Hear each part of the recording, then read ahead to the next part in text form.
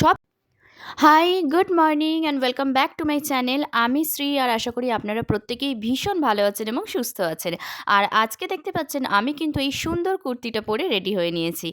আর আজকে যেহেতু স্পেশাল একটা ডে, তো সেই কারণে আজকে লাঞ্চের মেনুটাও কিন্তু ভীষণ স্পেশাল। তো এখানে দেখতে পাচ্ছেন যে আপনাদের সাথে গল্প করতে করতে আমার কিন্তু ব্রেকফাস্টটা অলরেডি হয়ে গেছে। আর এখানে দেখতে পাচ্ছেন আমি ডিরেক্টলি কিচেনে চলে এসেছি, তার কারণ আজকের মেনুগুলো আমিই রেডি করব। তো ফার্স্টে দেখতে পাচ্ছেন যে এখানে চিংড়ি মাছটাকে কিন্তু খুব ভালো করে ধুয়ে রাখাই ছিল অলরেডি ফ্রিজে।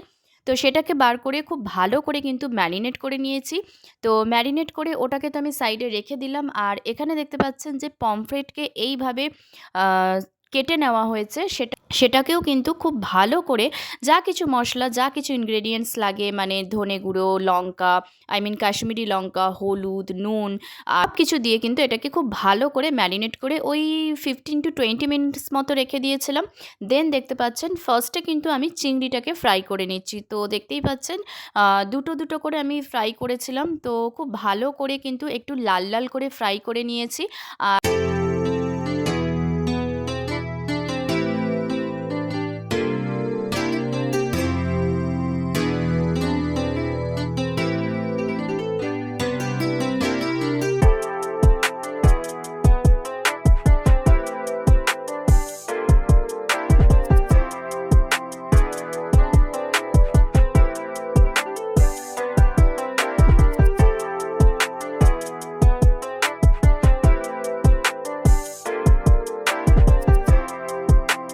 চিংড়ির গ্রেভি বানিয়ে নেওয়ার জন্য এখানে কিন্তু দেখতেই পাচ্ছেন যে আমি একটু টক দই নিয়ে নিয়েছি।